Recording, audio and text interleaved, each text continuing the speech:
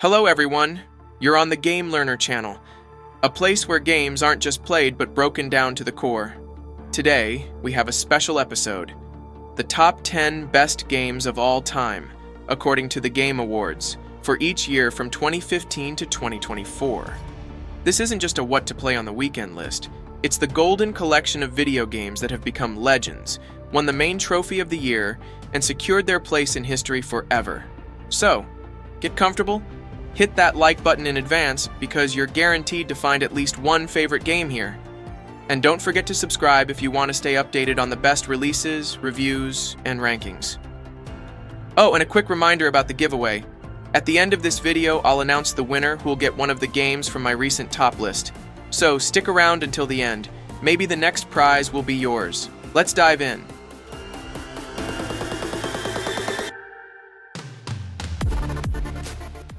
(2015) The Witcher 3 Wild Hunt, the game of the year, was honestly one of the best games of the decade. At the Game Awards, The Witcher had some tough competition, Fallout 4, Bloodborne, Rise of the Tomb Raider, but if you've played it, you know why it came out on top. It's not just an excellent RPG, it's a complete, mature, incredibly detailed story, with characters that feel alive and breathe and quests that sometimes outshine the main plots of other games. Even nearly 10 years later, The Witcher remains a benchmark in terms of world building, dialogue, and atmosphere. The music is pure magic on its own, a true Slavic soul captured in the soundtrack. The landscapes, from the grim swamps of Velen to the icy cliffs of Skellige, still look stunning today, and with the next-gen update, they're downright impressive. For me personally, it's one of the most powerful games I've ever played. I completed everything, including the DLCs, and I don't regret a single minute. The only thing that didn't click for me was Gwent. I'm just not into card games. But aside from that, it's a masterpiece. Game of the Year 2015, no doubt about it.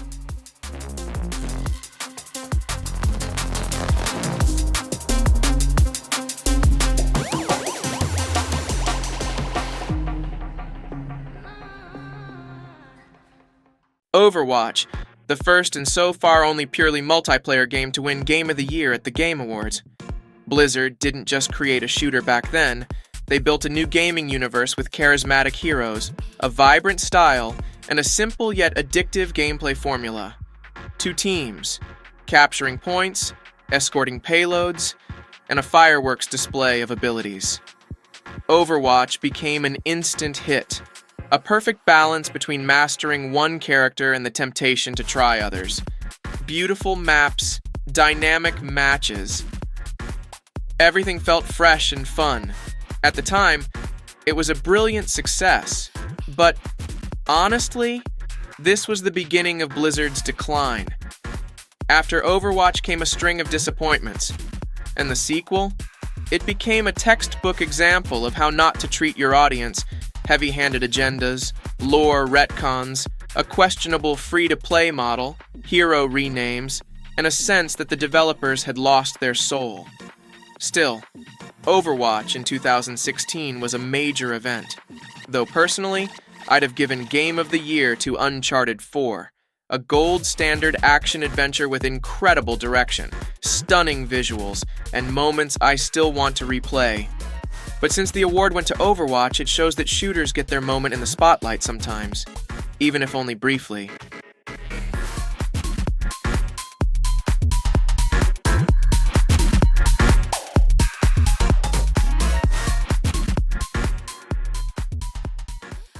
The Legend of Zelda: Breath of the Wild, a game that convinced many to buy a Nintendo Switch. I personally held off back then, but I get why others couldn't resist, especially now that the console has 2 masterpieces, Breath of the Wild and Tears of the Kingdom. For a duo like that, the purchase is 100% justified. The story, to be honest, is pretty straightforward. The characters aren't particularly memorable, and there's not much drama to speak of. But the open world? Absolutely breathtaking. Exploring Hyrule is pure joy. In this game, it's easy to forget you even have a mission. Zelda can wait. She's been waiting 100 years already, what's the rush? Every mountain, every island, every weird cave beckons. Could there be a chest? A shrine? A mini-boss? The game generously rewards your curiosity, and that's what hooks you the most. The graphics might seem modest by today's standards, but for the Switch, it's a work of art. It's not about realism, it's about the unique atmosphere. Even the wind in the grass feels like it breathes differently here. So yeah, Breath of the Wild more than earned its Game of the Year title. There's not even an urge to argue about it.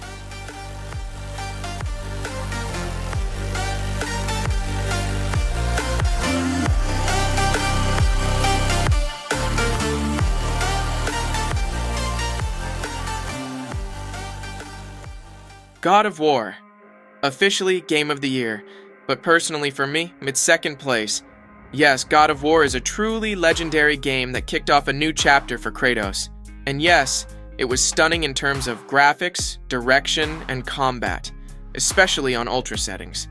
The locations, structures, boss fights, everything looked gorgeous and played with intensity. When Kratos stepped into battle, the screen turned into a full-on storm. Trees, rocks, and enemies went flying. The story hooked you too, especially toward the end when it all unfolds and you're no longer just swinging an axe but genuinely invested in the characters. One downside, though, the game is very linear. Sometimes it feels like you can't even walk around a stool unless the story says so. No freedom, everything strictly on rails. But here's the catch. That same year, Red Dead Redemption 2 came out. And I just don't get how it didn't win Game of the Year. For me, it's a masterpiece. The open world, the Wild West atmosphere, the attention to detail, the mature story, the dialogue, the scenes, all of it at the highest level. Rockstar didn't just make a game, they raised the bar for the entire industry, so God of War, yeah, it's awesome, but for me, Red Dead Redemption 2 is the best game of 2018, and maybe one of the best ever.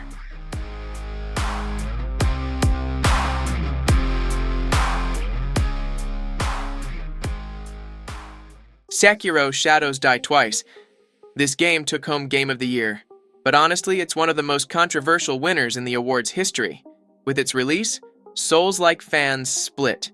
Some called Sekiro the easiest in the series, while others deemed it the most hardcore of them all. For me personally, Sekiro was special. It has everything. Atmosphere, intricate lore, stylish locations, and epic boss fights that leave you feeling not just victorious, but almost spiritually enlightened. Sure, it lacks the variety of Dark Souls. You can't become a goose-headed mage wielding a club here, but it doesn't need to. Sekiro is about the path of a warrior, about the finesse of combat, about tactics, rhythm, reflexes, and mastery. But I can't ignore the other contenders for Game of the Year. Metro Exodus genuinely impressed me. The atmosphere, graphics, story, characters, everything was spot on. The game made you feel. It was a powerful emotional story that absolutely deserves recognition. Then there's Death Stranding, a polarizing one. For some, it's a philosophical delivery sim with a killer soundtrack. For others, it's just a walking simulator. It didn't click for me personally, but I know it has a ton of fans. That's why 2019 was a year of tough choices. Sekiro won, and it's a strong game. But the choice? I'll leave that up to you. Drop a comment below, and let me know which game you think deserved the win.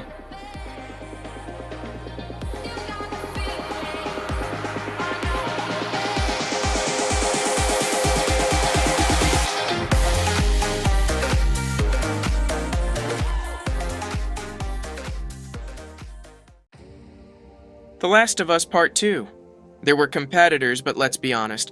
Cyberpunk 2077 was a bug-ridden mess at launch. It didn't truly shine until 2023 with the release of Phantom Liberty.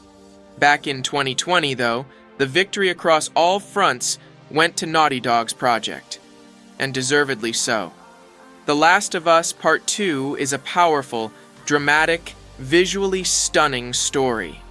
Yes, It has some modern agenda, and yes, everyone who's ever held a controller had something to say about it. But for me personally, that didn't detract from it at all. At its core, it's still about human emotions, pain, revenge, loss, and tough choices. It's a sequel you live through, not just play. The museum scene with Joel and Ellie is one of the most touching moments in gaming in recent years. The game grips you, sometimes almost too intensely. It doesn't let you relax or feel comfortable, but it makes you feel, truly feel. It's not a perfect game, but it did the most important thing. It left a mark. In your mind, your heart, your memory.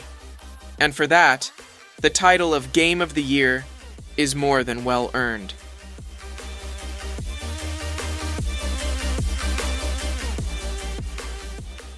It Takes Two. The best co-op game, well, maybe of all time. The interaction between players is so vibrant, organic, and well-crafted that it feels like it can do more than just entertain. It might actually bring people closer together, or drive them apart. Depends on how it goes. Honestly, I avoided this game for a long time. I'd look at it and think, a kid's game, some cartoon nonsense. But when it won Game of the Year, I realized I'd missed something big. And yes, it earned every single award. It Takes Two constantly surprises.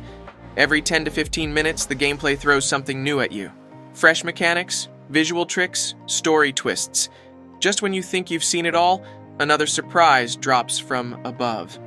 This is a game you need to play with someone else, ideally someone who won't ditch you halfway through. Because it's not just about finishing it, it's about experiencing it, and not losing your partner in the process. It hooks adults, kids, and anyone who still has a shred of emotion left. The graphics are delightful.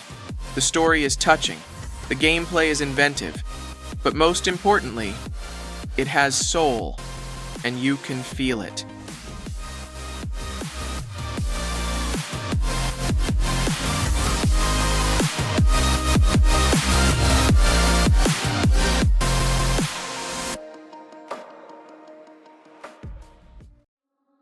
Game of the Year without a shred of doubt.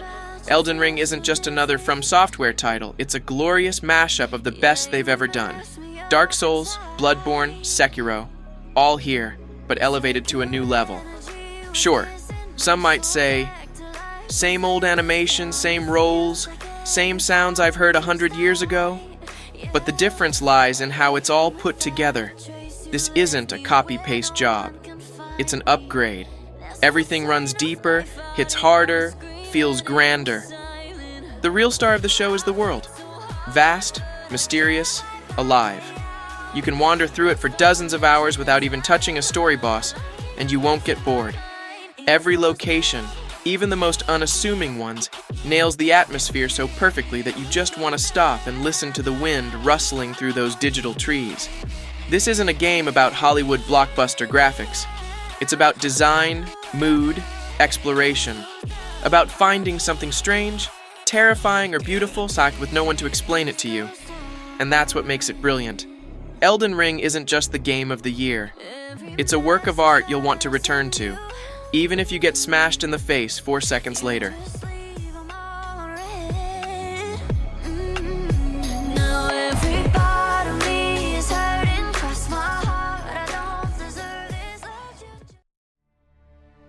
Baldur's Gate 3. A game that didn't just win, it redefined what an RPG could be. Its only serious contender this year was Tears of the Kingdom, and even some media outlets tried to argue about it. But Baldur's Gate 3 is on a level most games can only dream of reaching. Every detail is handcrafted. Thousands of ending variations, tons of story branches, 13 distinct finales, all set in a world where something's happening in every corner. And the dialogue is so good you actually want to read it instead of skipping. Larian Studios pulled off the impossible. They hooked even people who don't usually play games like this. Take me for example. I'm not a D&D fan, I don't love digging through stat tables, and I'm not obsessed with juggling a million abilities and casts. But this game sucked me in completely. It has everything. Soul, humor, depth, freedom of choice, and the feeling that you've truly stepped into your character's shoes. What's especially cool is that the studio didn't stop after release. They kept listening to players, fixing bugs, and adding content. This is a game made with love, and you can feel it in every scene. No debate needed. Baldur's Gate 3 earned its Game of the Year title fair and square, maybe even more than that.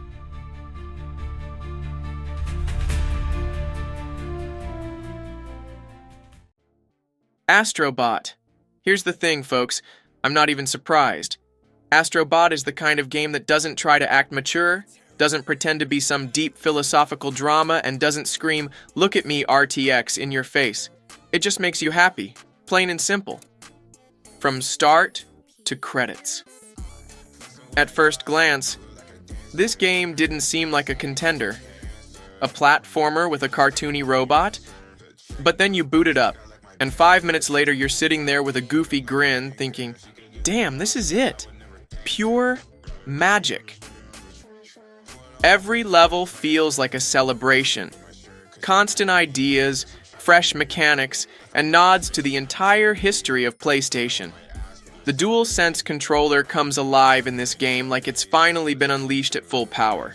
It vibrates, hums, squeaks, and almost feels like it's talking to you. Well, almost. Critics? 94 out of 100 on Metacritic. Players? 9.5 out of 10. Sales? Over 1.5 million copies. Awards? The Game Awards and BAFTA. Both in the bag. And this isn't just a platformer for kids. It's a masterclass in game design that can wow anyone, even a grizzled player with 800 hours in Elden Ring. So here's where I'll say it. Game of the Year 2024 was chosen right. A game with soul, attention to detail, and genuine love for the player. No overblown pomp, no janky online modes, no bugs the size of a map. Astro Bot isn't just a robot. It's a symbol that fun games can still be great.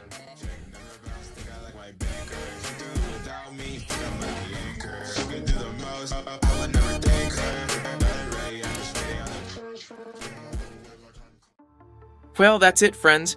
10 years, 10 games, 10 stories, each with its own personality. Sometimes we agreed, sometimes we argued, and sometimes we couldn't even wrap our heads around how that won. But one thing's clear. Every one of these games left its mark. Now, onward to 2025. What'll take Game of the Year? Split Fiction? Inzoi? Or maybe a surprise open-world Philosopher Frog? Personally, I'm waiting for a game that hits not with graphics, but with emotions. Though knowing you all, it'll probably be something with jumps and custom hats that wins. Maybe the winner hasn't even been announced yet. Or maybe you're already playing it. Drop a comment below with your pick for the 2025 winner. It'll be fun to check back in 6 months and see who nailed it. Hit that like button, subscribe, and don't forget, there was a giveaway at the end of the video, so one of these games might soon be yours. See you soon, in the future or the next video, whichever comes first. By the way, a huge thanks to everyone who participated. I've picked 2 winners and each of them has already received their prize. Congrats to the lucky ones, and massive respect to everyone else for your activity and comments. It was awesome reading your thoughts and picks. You guys really know your games, and don't worry, this isn't the last giveaway. I'm planning to do these regularly, so subscribe, don't miss new videos, and of course, keep an eye out for announcements. See you soon, gamers.